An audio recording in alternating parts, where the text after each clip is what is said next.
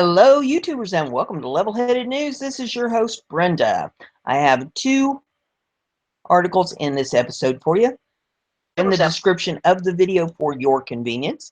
The first one here is off of Conservative Tribune, and it says, Household giant Nestle leaves California over economically.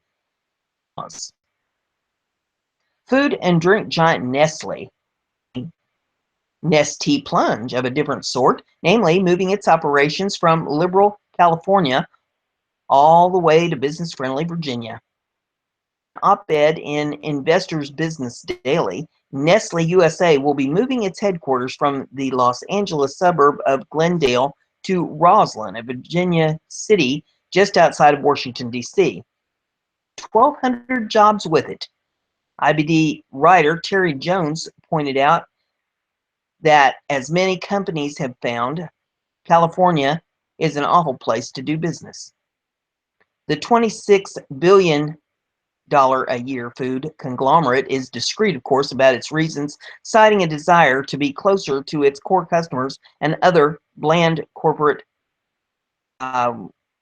Jones wrote, but Nestle and its corporate brethren in California that actually make things are overtaxed and overregulated, and elected officials treat them not as an honored member of the community, but as a rapacious pirate. Jones also pointed out that California had already lost some Nestle jobs when the company moved the production of its Hot Pockets brand from California to Kentucky after it couldn't get the permits the company needed to expand. It wasn't just the taxes and regulations, though. Jones pointed out that California's wacky laws have turned the Golden State into a venue of choice for activist groups to file costly class action lawsuits or to launch anti-corporate PR campaigns against big, wealthy targets like Nestle. Video in this, if you want to pull it up to see that. Here. In recent years, Nestle has faced two such activist-led actions, both spurious. Allegations that Nestle improperly documented its anti-slave labor policies, not that it employed slave labor, it just didn't document it online, Jones wrote. The other involves Nestle's selling of California mountain water under the Arrowhead brand, its old business that has suddenly become environmentally incorrect. Nestle isn't the only big company to have left California. Toyota and Occidental Petroleum have both picked up stakes and moved to Texas. In fact, the Phoenix Business Journal reported that 68 in capital had left the state for displacement actions. And get the hamster to work with me here. Well, come on, hamster.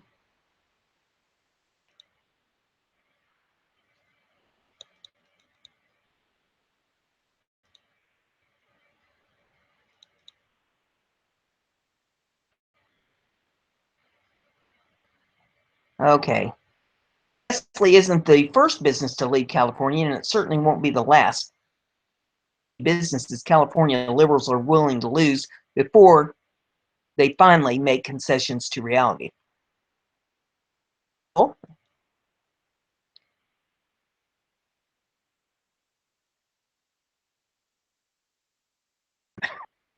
I'm wearing the little guy out.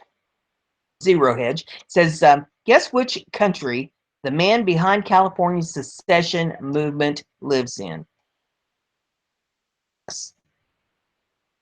The disenfranchised, hurt-feeling liberals of California who are hurting towards Calexit in ever-increasing numbers since the election of Donald Trump are about to face up to an ugly reality in their perception of their virtue signaling, as New York Times reports. The president of the Yes California movement, Russia. In January, we detailed how activists in California have just taken an integral step that could leave America with only 49 states in the near future. Yes, California, a pro-succession organization, received approval Thursday to begin collecting signatures from residents to put Calexit on the ballot for a 2019 special election.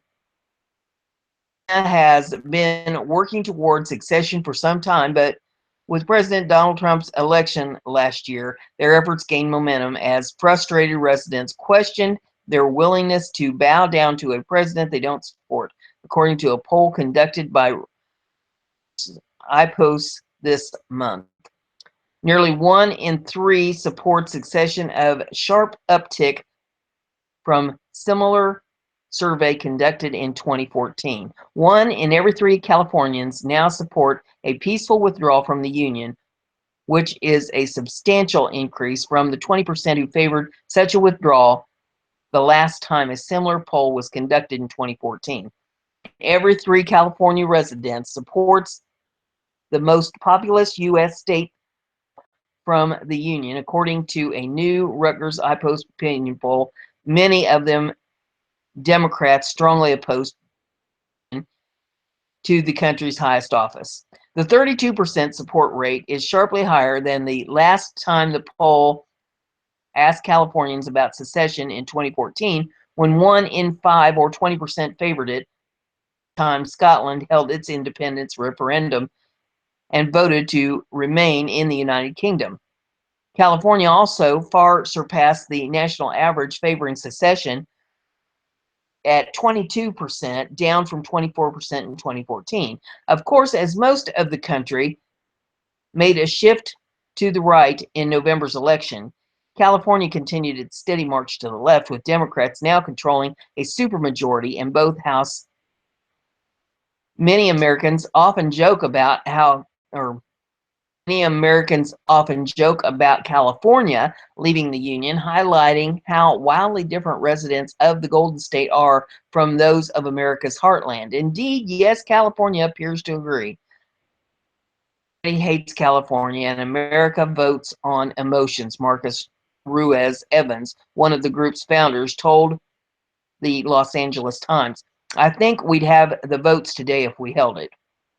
In a recent post on their website announcing their progress, they wrote, "In our view, the United States of America represents so many things that conflict with California values, and our continued statehood means California will continue subsidizing the other states' own detriment and to the detriment of our children. It's understandable why succession has become a proposed solution, considering California has long struggled with many systematic problems."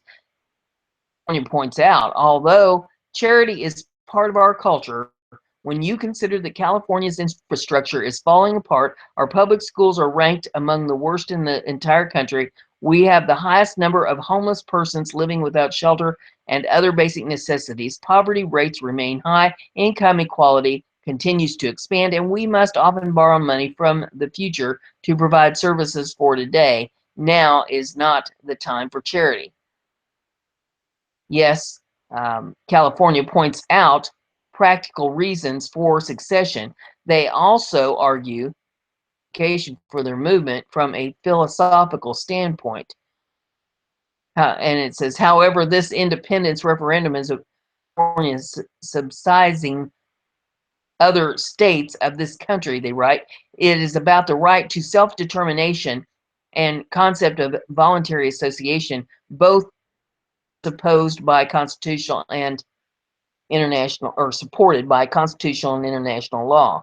Further, it is about California taking its place in the world, standing as an equal among nations. We believe in 2 fundamental truths. Number 1, California influence on the rest of the world, and 2, California could do more good as an independent country than it is able to do as just a U.S. state.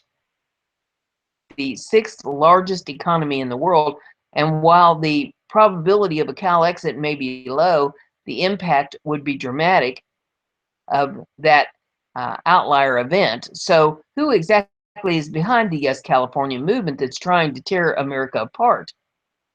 Reports.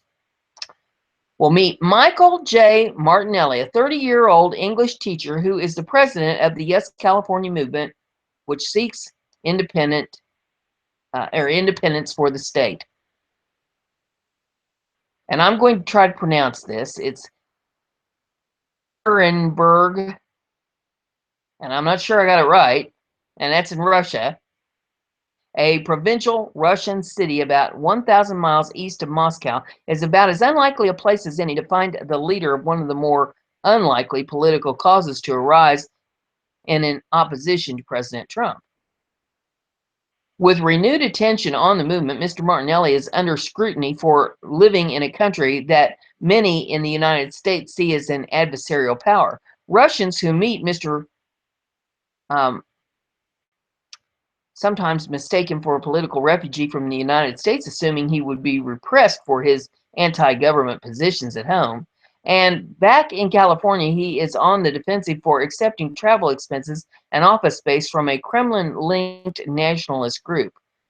Raised the prospect that Russia, after meddling in the election to try to tip the vote to Mr. Trump, as United States intelligence agencies have said, is now gleefully stoking divisions in America by backing a radical liberal movement. A former Republican political activist, he said he turned to teaching English in Russia to pay the bills, and because his wife is Russian, they met during an earlier teaching stint, and he said he intended to return to California when his contract expires in June. California secession movement in 2014 in San Diego, flirting first with the name California, play on words, before settling on Calexit after the successful Brexit campaign for Britain to leave the European Union. Exist of a direct Russian government hand in Mr. Martinelli's group that is nominally independent, but nonetheless state-financed and supports only causes that dovetail with policy, paid for a hotel room in Moscow during a Congress of secessionist groups from around the world in September of 2016.